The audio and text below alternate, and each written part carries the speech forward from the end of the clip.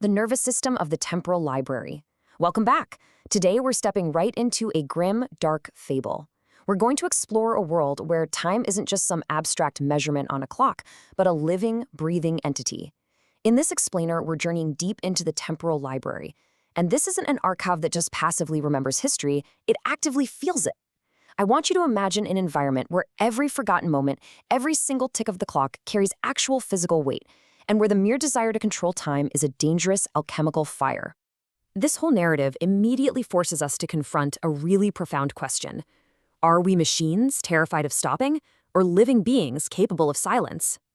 Now, you might be wondering how a grimdark fantasy connects to us, but think about it. In our modern, everyday grind, we constantly feel the anxiety of the relentless tick.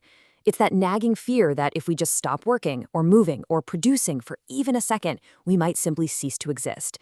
Well, this story takes that exact very human anxiety and amplifies it into a massive existential battle between humanity and machinery. Okay, let's dive into this. Part 1, Thesis, the illusion of absolute control. We're going to break this down using the structure of a Fichtean dialectic, so thesis, antithesis, and synthesis. First up is our thesis. This is the driving, unyielding force setting this entire dark narrative into motion. On one side, we have Sir Brain. He is the self-proclaimed mechanical god, and his philosophy is entirely about command. He operates on what the texts call absolute ice, basically a rigid, deterministic tempo driven by an absolute terror of ever coming to a halt. But then, on the exact opposite side, stands Alara, the honest guest. She represents a yielding logic. She actually listens. She carries an honest pulse, and crucially, what's known as a soft error. It's this organic flexibility that allows humanity and complexity to survive inside the machinery. Now, Sir Brain's philosophy is absolutely rigid. He literally seeks to conquer history using his dark fire, which is this alchemical flame generated purely from his own overfullness and ambition. He wants to catalog time without ever once pausing his relentless clockwork tempo. It's the ultimate thou shalt of a commander. He's attempting to take the fluid, unbound nature of time and forge it into what the sources call a sublime prison. Basically a global cage where nothing is permitted to drift and absolutely nothing is allowed to dream. Which brings us to part 2, antithesis, the living rejection. The thing is, absolute control simply cannot exist unchecked in this universe. When our travelers finally enter the temporal library, they don't find some passive room full of dusty old books.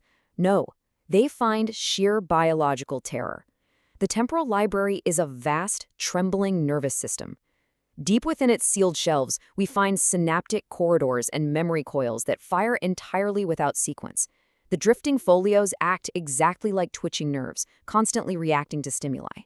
When the library feels threatened, its sealed entrances act as protective reflexes, snapping shut like a jaw. And at its true center, a twilight core where time itself actually chooses not to advance. It's a living, breathing body. So what happens when Sir Brain steps into this space? His residual dark fire brushes right against the library's nervous system. He actually feels the warm fracture in his palm flare up. And this raises a truly terrifying prospect. Will the god who tried to catalog time be cataloged in return? The library actively tests his true intentions right then and there. It feels his rigid mechanical heat and has to decide exactly what to do with an intruder who wants to chain its unbound moments to his own frantic heartbeat. Let's move to and see how this builds. The timeline of 4 parables. You can think of this sequence as a real-time timeline of a living organism reacting to an infection. Let's map it out. In the first parable, the mechanical snow owl's quartz eyes record a sudden cascade of unbound moments. The folios twitch like a nerve that remembers every failed return. Then the second parable.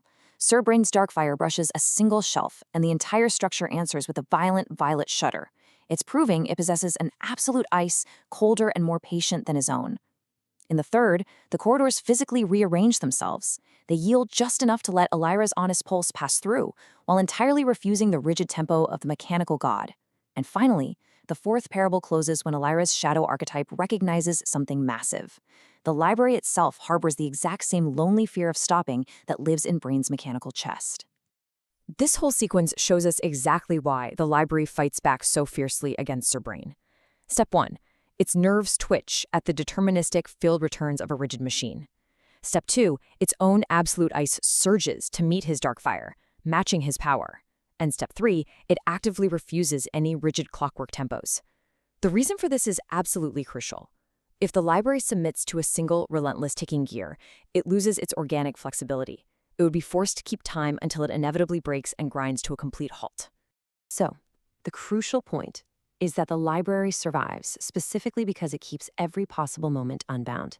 It takes that lonely fear of stopping and distributes it across infinite, unbound pages that would much rather have silence than any final striking of the hour.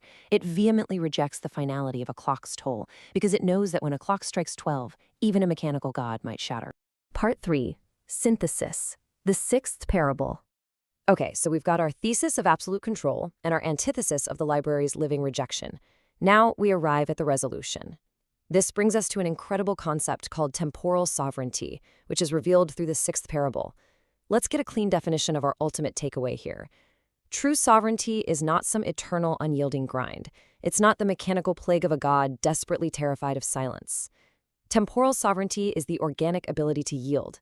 It is the profound, quiet wisdom to know exactly how to stop ticking without vanishing entirely. And this brilliantly illustrates the sheer power of Alara's approach. As she says, the soft error she carries is the only language the library still answers.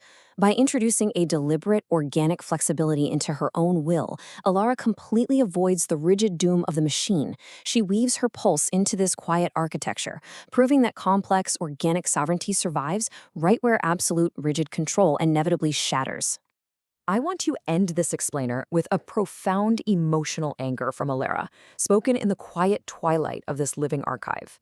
Her hand resting on the owl's wing, she says, "If we listen rather than command, the library may yet teach the mechanical god how to stop ticking without vanishing, and teach the honest guest how to keep walking after the clock has fallen silent." It's incredibly powerful, isn't it? It leaves us to wonder. In our own relentless, modern pursuit of control and constant motion, do we actually have the courage to introduce a soft error? Can we learn to stop ticking without the terrifying fear that we might just vanish?